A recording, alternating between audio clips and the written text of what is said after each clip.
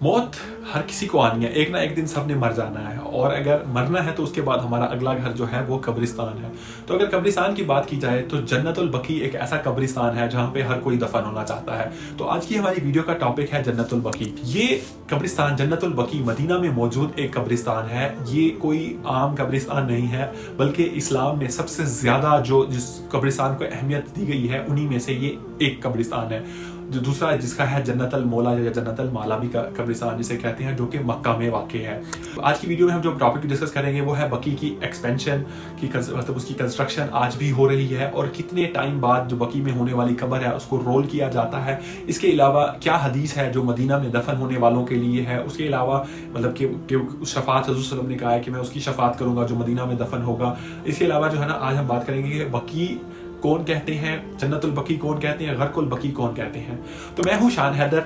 मैं यहाँ पर आपको इजी राइड के बारे में बताना चाहता हूँ। ज़ियारत हो या मक्का मदीना हो या एयरपोर्ट ट्रेन स्टेशन हो या कोई भी आपकी राइड चाहिए हो, आपकी इस होली सफ़र में इजी राइड आपकी कंपेनियन बन सकती है, वो भी अफोर्डेबल प्राइस पर। इनका कॉन्टैक्ट स्क्रीन पर नीचे अवेलेबल है। अब आप इसे आप आते हैं अपने टॉपिक की तरफ। तो बकी की एक्सपेंशन की अगर बात की जाए तो बकी की एक्सपेंशन आज 2024 जनवरी में भी हो रही है और ये अगले कई सालों तक चलेगी। बकी को एक्सपेंड किया जा रहा है। जो आज से पहले तक आपने जितना बकी देखा था उससे उसका तकरीबन जो है ना आधे से भी ज्यादा हिस्सा किंग अब्दुल अजीज रोड की तरफ उसे एक्सपेंड किया जा रहा है। अगर बात की जाए कब्र के रोल करने का टाइम कितना है, 5 से 6 साल के बाद ये जो बकी में लोग होते हैं जो वहाँ पे मुतव्वे होते हैं उनके अकॉर्डिंग जो बकी का अंदर जो कब्र में बंदा दफनाया जाता है उसको 5 से 6 साल के बाद उस कब्र को रोल कर दिया जाता है। उसको रोल कैसे किया जाता है, वहाँ पे जो उसकी बाकियात होती हैं उन बाकियात को वहीं पे ही जो है ना उसी जो भट्टी उसकी सरफेस होती है उस सरफेस में दबा दिया जाता है, ऊपर थोड़ी और मिट्टी डाल के नया बंदा उसमें दफन कर दिया जाता है। और क्या हदीस है मदीना में दफन होने वालों के बारे में, क्या वो जन्नतुल बकी के बारे में है या किसी मदीना के किसी कब्रिस्तान के बारे में। तो जो है ना यहाँ का जो हर एक डिस्ट्रिक्ट है, डिस्ट्रिक्ट का मतलब यहाँ पे डिस्ट्रिक्ट वो वाला नहीं होता जैसे हमारा एक बहुत बड़ा डिस्ट्रिक्ट होता है उसकी काफी सारी तहसील होती हैं, ऐसा नहीं है। यहाँ पे डिस्ट्रिक्ट कहते हैं हर छोटा सा एक इलाका जिसके अंदर जो है ना 2 3 4 जो है ना महल्ले जो आप कहते हैं उसको कवर करता है, उसको एक डिस्ट्रिक्ट कहते हैं। तो यहाँ के हर डिस्ट्रिक्ट का एक अपना इंडिविजुअली कब्रिस्तान है। तो यानी मदीना के अंदर आप कह सकते हैं कि कोई सैकड़ों की तादाद में कब्रिस्तान है, लेकिन बकी सबसे बड़ा है और हरम के करीब है। और हुजूर सल्लल्लाहु अलैहि वसल्लम की हदीस है कि जो बंदा मदीना में दफन होगा मैं उसकी शफात करूंगा, यानी मैं उसकी सिफारिश करूंगा। अब वो बात है मदीना से रिलेटेड, वो स्पेसिफिक बकी से रिलेटेड नहीं है। तो काफ़ी सारे जो है ना हमारे मुस्लिम भाई भी हजरात जो है ना इस चीज़ पे ऑब्जेक्ट करते हैं कि जो है ना क्या बकी में दफन होने वाला हर आदमी उसकी जो है ना मतलब उससे कोई सवाल नहीं होंगे, ऐसा नहीं है। बकी के अंदर भी कई मुनाफिकीन और कई ऐसे लोग थे जो है ना जो दफन किए गए थे। ऐसा इससे कोई ताल्लुक नहीं है कि जो बकी में दफन होगा। उसके लिए भी 2 कंडीशन है, एक तो मदीना के अंदर, मदीना के किसी भी कब्रिस्तान के जो कि मदीना की बाउंड्री के अंदर हो। मदीना की भी एक बाउंड्री है जो तकरीबन 10 से 15 किलोमीटर की जो है ना वन साइड 10-15 किलोमीटर, दूसरी साइड अगर इसको रेडियस की बात करें तो ये कोई 30 से 40 किलोमीटर का जो रेडियस का सर्कल है उसके अंदर बनती है। उसके अंदर किसी भी कब्रिस्तान में अगर दफन होते हैं तो हदीस है कि मदीना में दफन होने वाला, वहाँ पे खास तौर पर बकी का नाम नहीं लिया गया तो उसकी मैं शफात करूंगा, ये हदीस है हुजूर सल्लल्लाहु अलैहि वसल्लम से। अच्छा, रही बात उसकी बकी में तो बहुत सारे मुनाफिकीन और दूसरे लोग जिसने जो है ना जंग के दौरान अपने लोगों को वापस ले गया था वो भी वहीं पे दफन है, और भी बहुत सारे ये मैं खुद से नहीं बता रहा, ये जो लोग वहाँ पे खड़े होते हैं और उनके अकॉर्डिंग जो वो बताते हैं मैं वही आपसे शेयर कर रहा हूँ। तो वो भी लोग दफन है। तो बकी से ऐसे रिलेटेड कोई नहीं है कि सिर्फ आप बकी में ही दफन होंगे तो जो है ना आपकी शफात होगी, लेकिन अगर बकी आपको मिलता है तो ये बहुत ही अच्छी बात है। और जो है ना उसके अलावा अगली बात है कि इसको कौन गरकुल बकी कहता है, कौन खाली बकी कहता है और कौन जन्नतुल बकी कहते हैं। जो हम एशिया के लोग हैं, पाकिस्तान इंडिया के, हम लोग कहते हैं जन्नतुल बकी।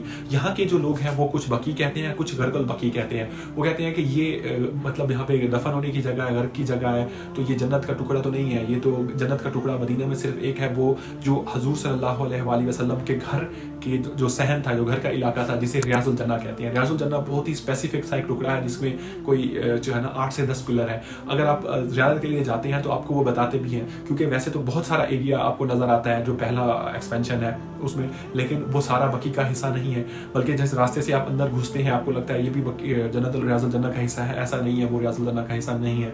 तो वो कहते हैं कि यहाँ पे जो है ना सिर्फ दफनाने की जगह है, और हदीस है कि जो है ना यहाँ से आप कब्रिस्तान में जाओ मगफरत लेने के लिए, तो जहाँ से आपको मगफरत मिलेगी या जहाँ पे आप जाके इसको विजिट किया करो ताकि तुम्हें एक खौफ रहे कि मैंने भी एक दिन यहाँ पे आना है। तो इसका ये मकसद है। तो हर किसी की अपनी अपनी एक वो है, आप इसके ऊपर खुद रिसर्च कर सकते हैं कि क्या है, लेकिन जो है मैं आपको सिर्फ उतना ही पास कर रहा हूँ। जन्नतुल बकी जो है ना, एक कब्रिस्तान मस्जिद नबी के साउथ ईस्ट में वाक़ है। इसको बकी उल गर्क भी कहा जाता है।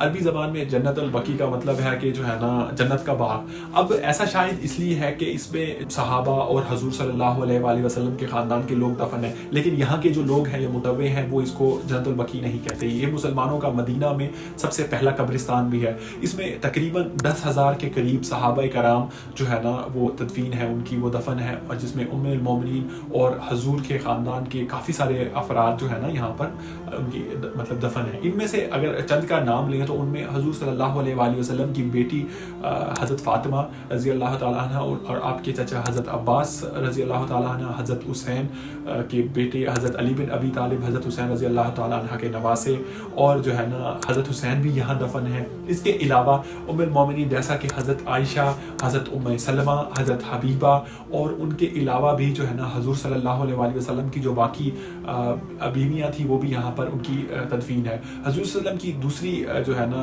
जो थी हज़रत हलीमा सादिया, वो भी यहाँ पर दफन है। हजूर सल्लल्लाहु अलैहि वसल्लम जब मक्का से हिजरत करके मदीना तशरीफ़ ले आए थे तो उस वक्त मदीना में जो है ना कोई कब्रिस्तान नहीं था, और इस जगह कांटों से ये जगह भरी होती थी। आपकी आमद के बाद मदीना में कंस्ट्रक्शन का काम बहुत ही तेज़ी से शुरू हो गया, बहुत तेज़ी से होने लगा, क्योंकि मुहाजिरीन मक्का को यहाँ पर रखने के लिए, आबाद करने के लिए इंतजामात करने थे। और मस्जिद नबवी की कंस्ट्रक्शन का काम भी उसी टाइम शुरू हो गया जब हजूर सल्लल्लाहु अलैहि वसल्लम मदीना में तशरीफ़ ले आए। तो मस्जिद नबवी की तामीर का काम मतलब तामीर के काम के दौरान जो है ना एक सहाबी की डेथ हो गई। तो उस सहाबी के नाम हज़रत असद इब्ने ज़ुरैया बताया जाता है। तो आप सल्लल्लाहु अलैहि वसल्लम ने उनकी तकफीन के लिए इस जगह को पसंद फरमाया, और इसी कब्रिस्तान में मतलब इस जगह थी जहाँ पे कांटे थे, इसको कब्रिस्तान में तब्दील कर दिया गया। उसके बाद इस कब्रिस्तान का साइज आहिस्ता आहिस्ता एक्सपेंड होता रहा, जो कि आज भी 2 जनवरी 2024 में भी हो रहा है।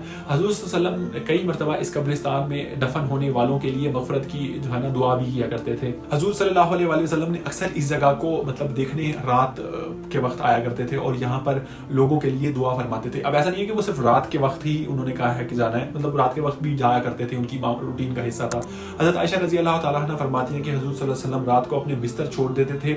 मैंने उनके अगर पीछे गई या मैं उनके पीछे जाती थी तो मैंने देखा कि वो जन्नतुल बकी में दाखिल हुए हैं, कुछ देर ठहरे, आपने हाथ आसमान की तरफ उठाए और मतलब हाथ आसमान की तरफ करके उनके लिए दुआ की और इस्तग़फ़ार की, और वापस फिर जो है ना आ गए। जब मैंने उनसे जब वापस आए तो मैंने उनसे इनके इसके बारे में पूछा तो उन्होंने फरमाया कि मुझे ऐसा करने का हुक्म दिया गया है, और हुक्म आपको पता है हजूर सल्लल्लाहु अलैहि वसल्लम को जो भी हुक्म होता था करने का वो वही होती थी और अल्लाह सुब्हानहू व तआला की तरफ से होती थी। तो ये कुछ मुख्तसर सा अहवाल था जन्नतुल बकी का। बाकी कमी बेशी अल्लाह सुब्हानहू व तआला माफ़ फरमाए। अस्सलामु अलैकुम व रहमतुल्लाहि व बरकातहू।